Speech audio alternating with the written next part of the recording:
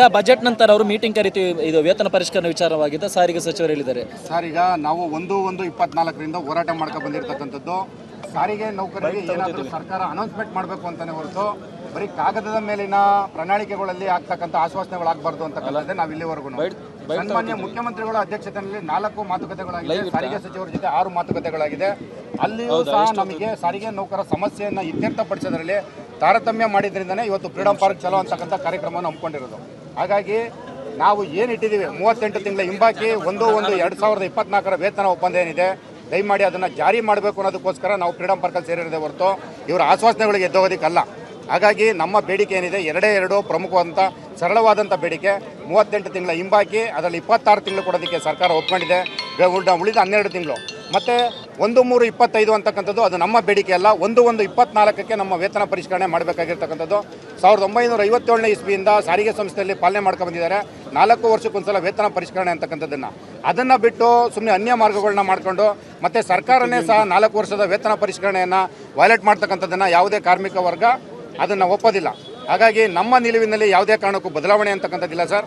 ಸರ್ಕಾರ ಮತ್ತು ಆಡಳಿತ ಮಂಡಳಿ ಎರಡೂ ಸಹ ಮಾತುಕತೆ ಆಡಿ ಇದೇ ಫ್ರೀಡಂ ಪಾರ್ಕ್ ಜಾಗಕ್ಕೆ ಬಂದು ಅನೌನ್ಸ್ಮೆಂಟನ್ನು ಮಾಡಬೇಕೆ ಹೊರತು ಅದನ್ನು ಬಿಟ್ಟು ಸುಮ್ಮನೆ ಆ ಗಾಳಿಯಲ್ಲಿ ಗುಂಡಾಡಿಸ್ತಕ್ಕಂಥ ಕೆಲಸವನ್ನು ಮಾಡಬಾರ್ದು ಅಂತಕ್ಕಂಥದ್ದನ್ನು ನಾನು ಆಡಳಿತ ಮಂಡಳಿ ಮತ್ತು ಸರ್ಕಾರ ಎರಡರಲ್ಲೂ ಸಹ ಮನವಿ ಮಾಡ್ತೀನಿ ಸರ್. ಒಂದು ಕಡೆ ನಾವು ಏನು 1 ತಿಂಗಳನ್ನು ಸಹ ಕೊಡಲ್ಲ ಅಂತಿದ್ರು, 14 ತಿಂಗಳು ಬಂದು 26 ತಿಂಗಳು ಬಂದಿದ್ದಾರೆ, ಅದನ್ನು ಸ್ವಾಗತ ಮಾಡೋಣ. ನಾವೇನು ಹೇಳ್ತೀವಿ, ನಮ್ಮನ್ನು ಮುಕ್ತವಾಗಿ ಕರೆದು ಮಾತುಕತೆ ಆಡೋದ್ರ ಮುಖಾಂತರವಾಗಿ ಇದಕ್ಕೆ ವಿಷಯನ ತಿಲಾಂಜಲಿ ಮಾಡಬೇಕು ಅಂತ ಕೇಳ್ಕೊತಿದ್ದೀವಿ. ಆದರೆ 1/1/24 ಅಂತಕ್ಕಂಥ ವಿಚಾರ ಏನಿದೆ ಅದರಲ್ಲಿ ರಾಜಿ ಅಂತಕ್ಕಂಥ ಇಲ್ಲ ಅಂತಕ್ಕಂಥ ಹೇಳ್ತೀನಿ ಸರ್ ನಾನು. Okay sir, thank you. Sir, ಈಗ ನಾವು 1/1/24ರಿಂದ ಹೋರಾಟ ಮಾಡ್ಕೊಂಡು ಬಂದಿರತಕ್ಕಂಥದ್ದು. ಸಾರಿಗೆ ನೌಕರರಿಗೆ ಏನಾದರೂ ಸರ್ಕಾರ ಅನೌನ್ಸ್ಮೆಂಟ್ ಮಾಡಬೇಕು ಅಂತಾನೆ ಹೊರತು ಬರೀ ಕಾಗದದ ಮೇಲಿನ ಪ್ರಣಾಳಿಕೆಗಳಲ್ಲಿ ಆಗ್ತಕ್ಕಂಥ ಆಶ್ವಾಸನೆಗಳಾಗಬಾರ್ದು ಅಂತಕ್ಕಂಥದ್ದೇ ನಾವು ಇಲ್ಲಿವರೆಗೂ. ಸನ್ಮಾನ್ಯ ಮುಖ್ಯಮಂತ್ರಿಗಳ ಅಧ್ಯಕ್ಷತೆಯಲ್ಲಿ 4 ಮಾತುಕತೆಗಳಾಗಿದೆ, ಸಾರಿಗೆ ಸಚಿವರ ಜೊತೆ 6 ಮಾತುಕತೆಗಳಾಗಿದೆ. ಅಲ್ಲಿಯೂ ಸಹ ನಮಗೆ ಸಾರಿಗೆ ನೌಕರ ಸಮಸ್ಯೆಯನ್ನು ಇತ್ಯರ್ಥಪಡಿಸೋದ್ರಲ್ಲಿ ತಾರತಮ್ಯ ಮಾಡಿದ್ರಿಂದನೇ ಇವತ್ತು ಫ್ರೀಡಂ ಪಾರ್ಕ್ ಚಲೋ ಅಂತಕ್ಕಂಥ ಕಾರ್ಯಕ್ರಮವನ್ನು ಹಮ್ಮಿಕೊಂಡಿರೋದು. ಹಾಗಾಗಿ ನಾವು ಏನಿಟ್ಟಿದ್ದೀವಿ 38 ತಿಂಗಳ ಹಿಂಬಾಕಿ 1/1/2024 ವೇತನ ಒಪ್ಪಂದ ಏನಿದೆ, ದಯಮಾಡಿ ಅದನ್ನು ಜಾರಿ ಮಾಡಬೇಕು ಅನ್ನೋದಕ್ಕೋಸ್ಕರ ನಾವು ಫ್ರೀಡಂ ಪಾರ್ಕಲ್ಲಿ ಸೇರಿರೋದೇ ಹೊರತು ಇವರ ಆಶ್ವಾಸನೆಗಳಿಗೆ ಎದ್ದೋಗೋದಕ್ಕಲ್ಲ. ಹಾಗಾಗಿ ನಮ್ಮ ಬೇಡಿಕೆ ಏನಿದೆ, ಎರಡು ಪ್ರಮುಖವಾದಂಥ ಸರಳವಾದಂಥ ಬೇಡಿಕೆ. 38 ತಿಂಗಳ ಹಿಂಬಾಕಿ, ಅದರಲ್ಲಿ 26 ತಿಂಗಳು ಕೊಡೋದಕ್ಕೆ ಸರ್ಕಾರ ಒಪ್ಕೊಂಡಿದೆ.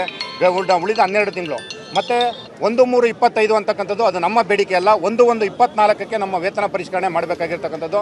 1957ನೇ ಇಸ್ವಿಯಿಂದ ಸಾರಿಗೆ ಸಂಸ್ಥೆಯಲ್ಲಿ ಪಾಲನೆ ಮಾಡ್ಕೊಂಡು ಬಂದಿದ್ದಾರೆ. 4 ವರ್ಷಕ್ಕೊಂದ್ಸಲ ವೇತನ ಪರಿಷ್ಕರಣೆ ಅಂತಕ್ಕಂಥದ್ದನ್ನು, ಅದನ್ನು ಬಿಟ್ಟು ಸುಮ್ಮನೆ ಅನ್ಯ ಮಾರ್ಗಗಳನ್ನ ಮಾಡಿಕೊಂಡು ಮತ್ತು ಸರ್ಕಾರನೇ ಸಹ 4 ವರ್ಷದ ವೇತನ ಪರಿಷ್ಕರಣೆಯನ್ನು ವೈಲೇಟ್ ಮಾಡ್ತಕ್ಕಂಥದ್ದನ್ನು ಯಾವುದೇ ಕಾರ್ಮಿಕ ವರ್ಗ ಅದನ್ನು ಒಪ್ಪೋದಿಲ್ಲ.